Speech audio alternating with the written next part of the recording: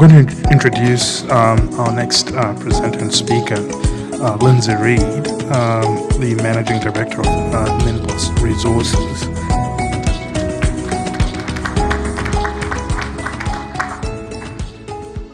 Thank you, Delizio. Pleasure to be here. Thank you to Bill. Thank you for everybody who organises the forum, and thank you for everybody here attending. I'm a little bit like Nick. It seems only yesterday I was being introduced as 40 years old, now I'm being introduced with 40 years experience. So if I want to break down that 40 years experience, I'd probably say in the first 30 years I got 10, in the last 10 years in Angola I've got another 30. So I've finally caught up on the experience. So Angola, Minbos, pequeno projeto, grande impacto, small project, big impact. This is a fertiliser that we will look to export, but mostly we're looking to put into the local market, and that will make fertiliser for local farmers, which they don't have now, and food for local families, which they also import a lot of. So it's very, very important for the country. That will be for the pop quiz at the end, of course. So this is our vision. Nick talked about Angola also. Angola is about a $50 billion economy. 28 billion is oil. Nick's sector is probably the next after that, and then subsistence farmers and everything else comes along short.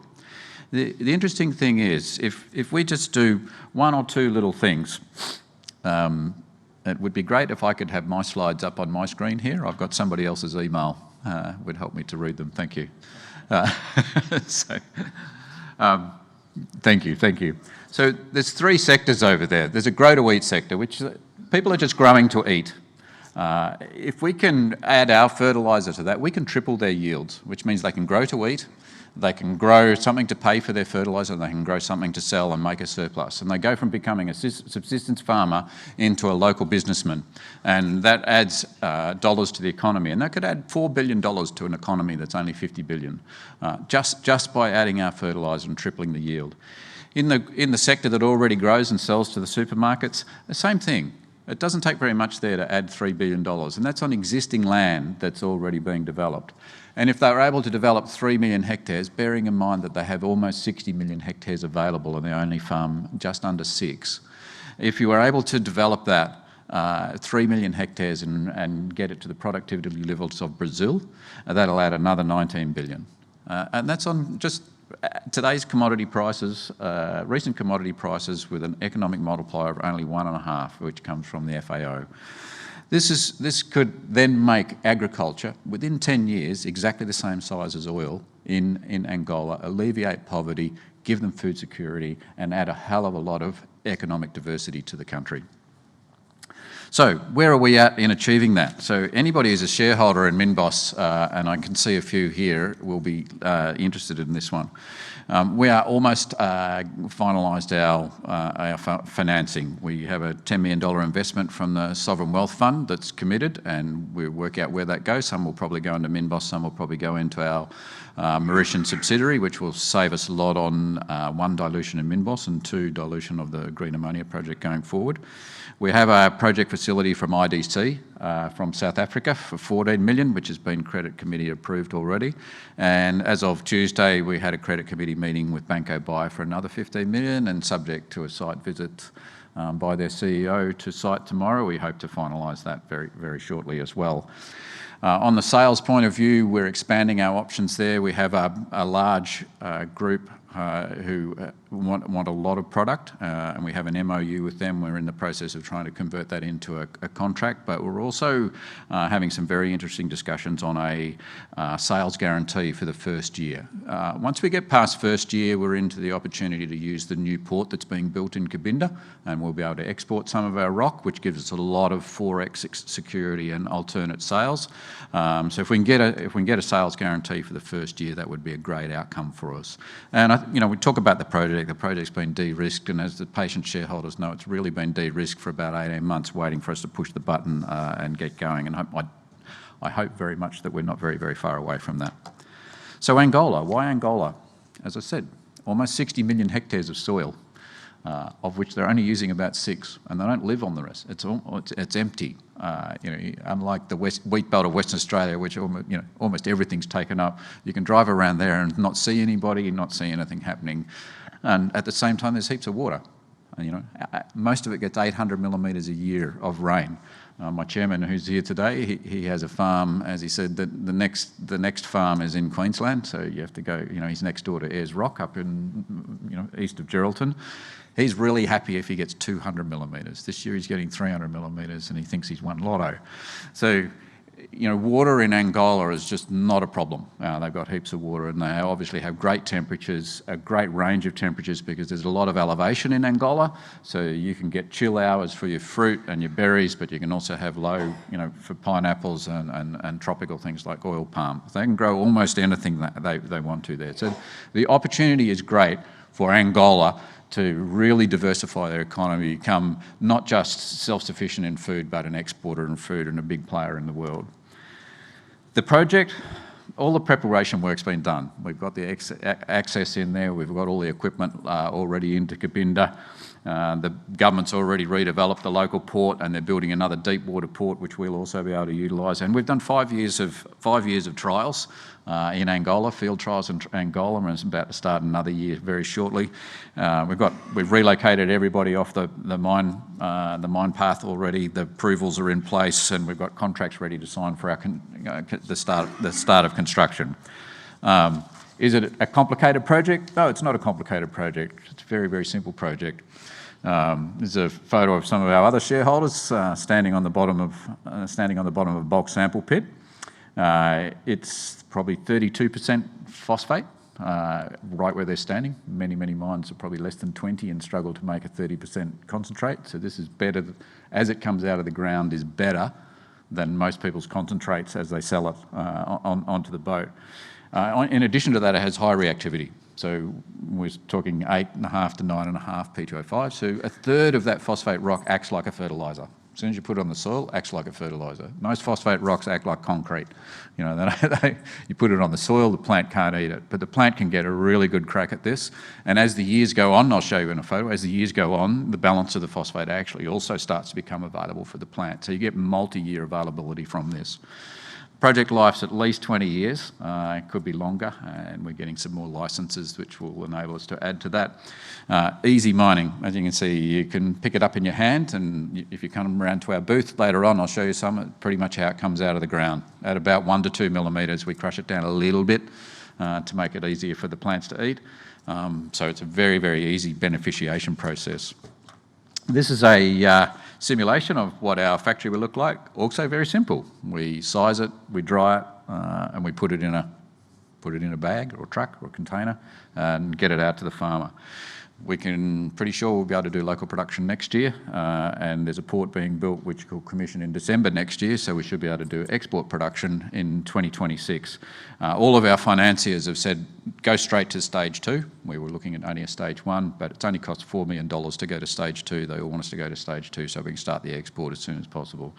The local financiers are very keen for us to make local product, but they're also very keen for us to export so we can bring in 4X, which will help the economy. All of the major equipment is already there on the site, as you saw some of the photos, and it's very, very, very simple. Contract for the civils is ready to sign. The guys could start in 2 weeks once we finalise the finance, and the contract for mechanical and structural is ready to go, and I think we're in the process of getting some pricing on that now. But why phosphorus? Why phosphate? Really, really, really, really important in Angola. Angola is really short of phosphate. This is one of our trials. It's the second year of a 4-year trial. The blue plot is fully fertilised for nitrogen and potassium.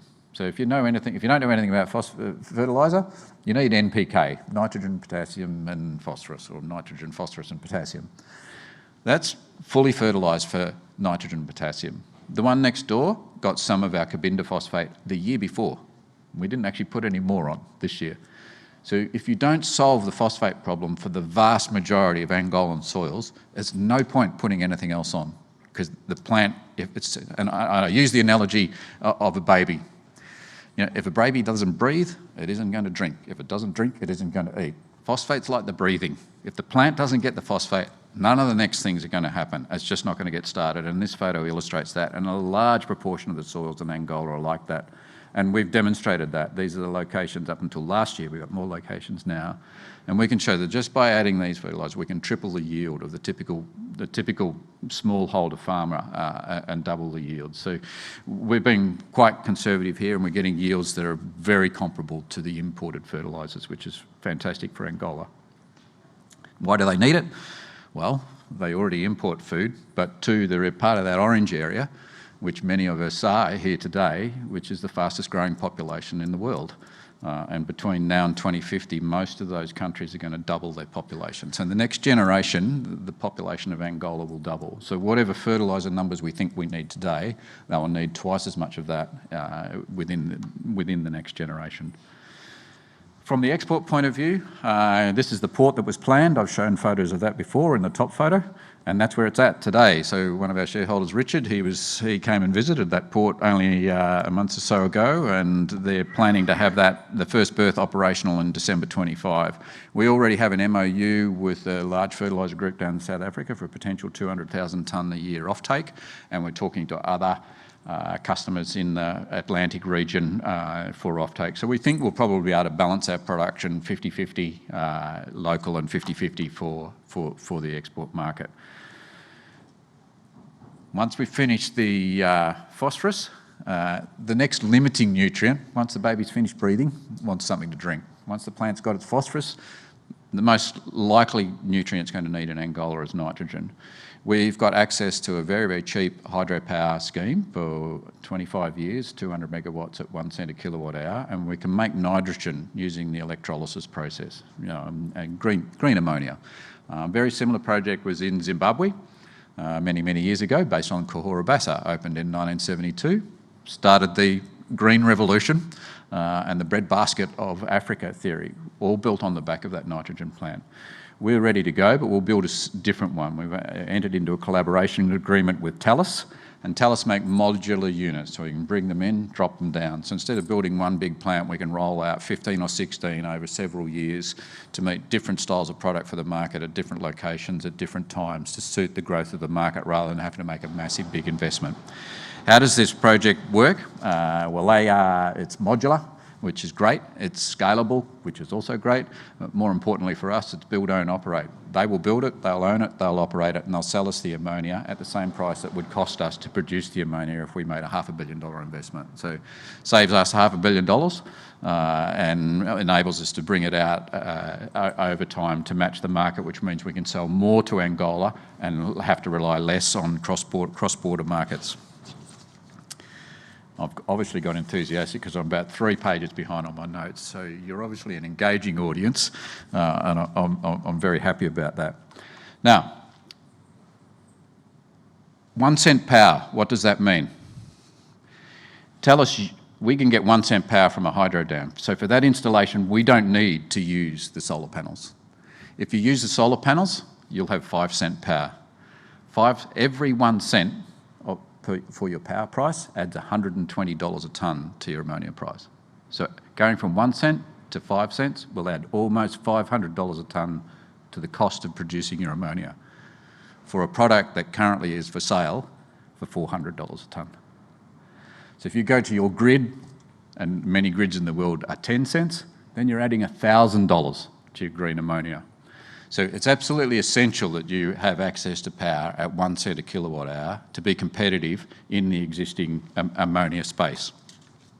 But once you've got to that game, the real big win is being able to do it in the middle of Africa. In the middle of Africa, you save all the transportation, and we think we can save $150 to $200 a tonne because we are inland in Africa. We don't have to transport it across the ocean, we don't have to bring it through a port, we don't have to put it on a railway line, we don't have to put it on a truck. It's going to cost somebody $200 a tonne just to drive past the gate of our factory. So that's a big advantage for both us and for Angola going forwards. The scalability and the modularity means we can roll out at smaller scales. We can make a range of different products. We can make aqueous ammonia suitable for sugar plantations. We can make ammonium nitrate suitable for the mines. Nick, if he finds a kimberlite, will need some of that. suitable for the mines that already exist in Angola where they import it, or suitable for farms as well. If you want to go another level, you can actually combine the nitric acid with our phosphate rock and you end up with an NP product. And all of this can be scalable, and we can react and respond with a lot of flexibility and a lot of barriers to entry once we get established there. So, what about Angola? What does it mean for Angola? So, this is a slide that comes from the IFDC, International Fertiliser Development Centre.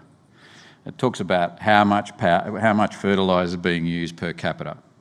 So the world is about 62 kilograms per capita. Angola is less than 3. 25 is around about where you get to food security. So Angola, at current population, would need about 800,000 tonnes a year. It's a rare year where Angola uses over 100. So they really need to shift that and change that. And in this context, we think, and of course, if the population doubles in the next generation, then that's a little bit further on. If the population, and we are sort of looking at, as a corporate goal, trying to get 40% market share, which leaves a lot of space for everybody else, but a fun game for us, and a big change for the population and for the country. So, if I'm Carlton, I'm in trouble because I'm already 10 seconds after the siren. They've probably lost by a point now. So thank you very much for your time and attention. I hope that was an interesting story, and more than happy to take questions either here or back at the booth if you want to come by. Thank you.